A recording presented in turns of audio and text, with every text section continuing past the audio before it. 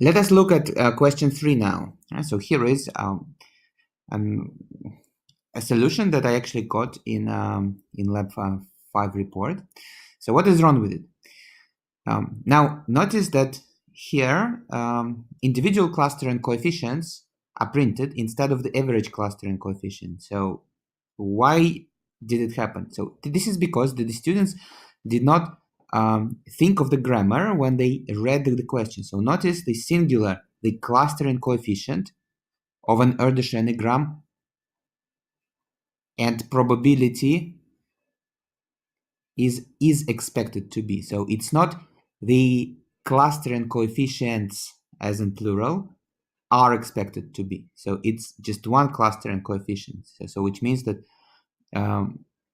this is about a single number, not about computing all cluster and coefficients. And so this is average cluster. So for starters, it should be the average cluster and coefficient. Right? So the next very huge issue, and it actually happened in nearly all the reports that I saw, is that there is no text explanation at all. So instead, all your explanation is just a comment in the Python code.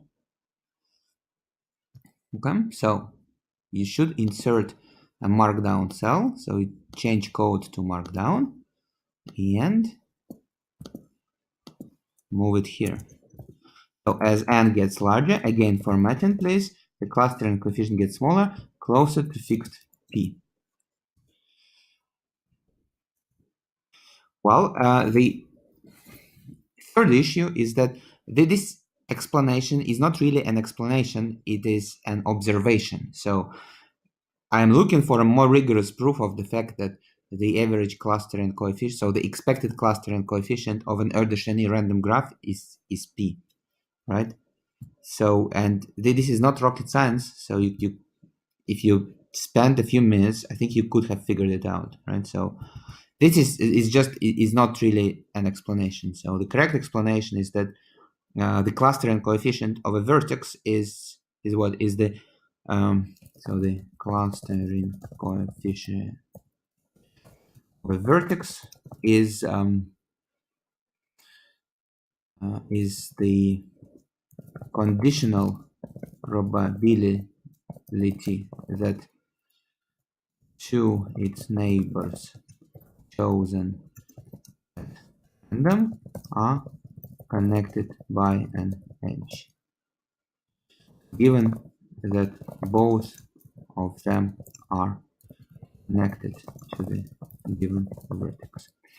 So something like this, and then you can write it in the Erdős-Renyi random graph. By its definition, this probability is just independent of anything. Is always p, so which means it has to be p. This is what I was looking for. So the takeaway here is that please read the question carefully, answer all the parts of the question, and your explanation in human language is in markdown cell, and your code is in Python cell.